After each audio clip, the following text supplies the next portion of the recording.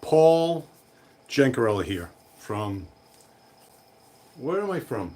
I'm from Westerly. My company is Mindset Mastery. I'm a self improvement speaker and coach in the areas of self improvement. And what does that mean to all of you? Well, it actually means nothing because there's nobody watching right now, which is fine. You know, it goes on the evergreen cycle, and you may pick up on this and see it. But just an everyday lesson that I'd like to share with you from my own experiences.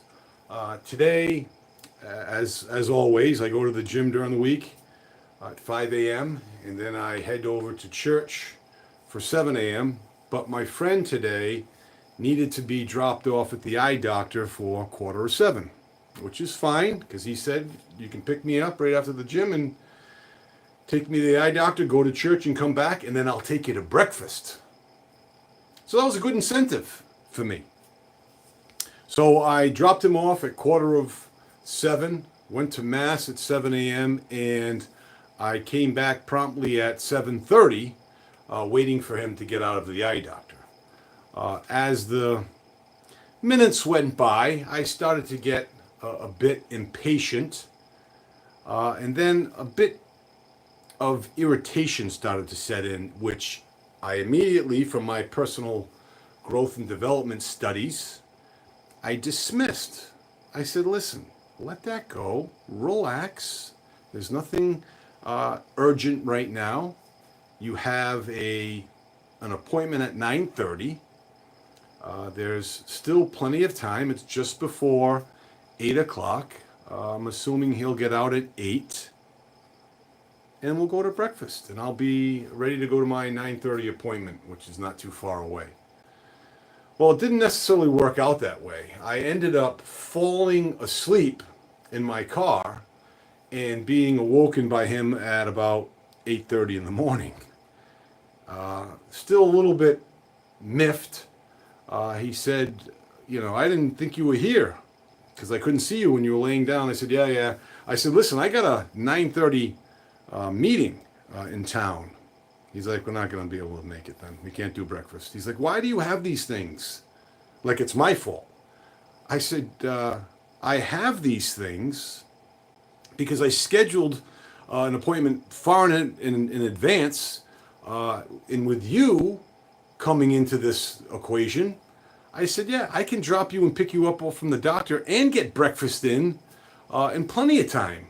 How many people do you know that have, an eye exam that lasts over an hour? And he's like, well, the doctor didn't get in until, 20 after 7 and this, that, and the other thing. And again, these are all excuses and justifications, which is fine. It's how I respond to those. So I let it go and I dropped him off at home. And now I had about 50 minutes before my appointment, and I don't want to go all the way across town to go home. So what I did was I went to a coffee shop, which I used to call a donut shop.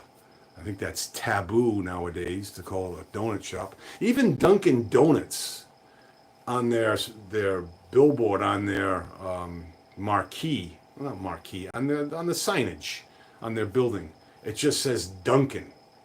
Doesn't say donuts. Kind of like Kentucky Fried Chicken just says KFC. It's the optics, So I went in there to order a little breakfast sandwich, which was by far a great breakfast sandwich. A little egg white, a little sausage, and on a focaccia, wheat focaccia. It was great.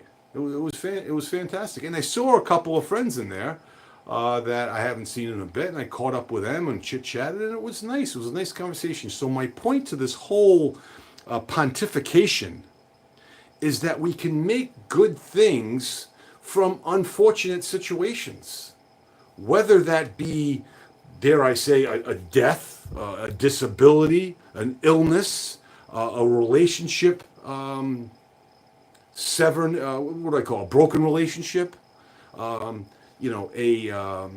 an income hit. Maybe you got a bill that you weren't expecting to get. Maybe a loss of a job. All of these things can cause frustrations. And folks, we can justify it justifiably and get irritated and get angry and say, I'm going to say this and this and this and this and take it out on this person, or say this or this person. If they say this, I'm going to say that.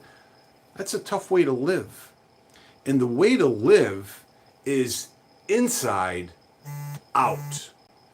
Don't allow the outside world to dictate how you think, feel, and act. And what I'm saying is, if you come into a boatload of money, someone gives you a gracious gift, maybe a used car, or you get a raise, or you have a relationship that suddenly your partner or your child is all into you.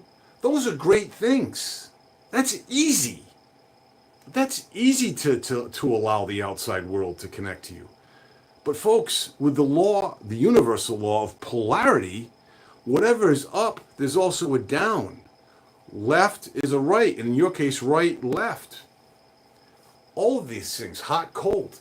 So now, when some things start to turn sour on the outside, are you going to allow that to seep into you, to dictate how you think?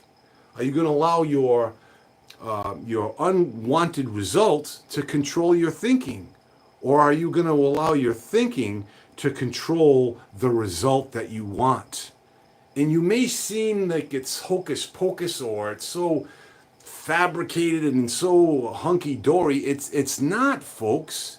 It's really planting in the seed here, which then goes down to your subconscious mind, which is where our paradigm is. And those paradigms control our behavior. Now, our paradigms are not all bad. Some of them get good results. Just like all stress is not bad. Some stress is good. You need to keep the juice flowing and keep you alert and keep you going. So this is what I wanted you to take away from today's live. And again, to reiterate, it's what we control. And we need to have that mindset understanding of, how am I going to respond?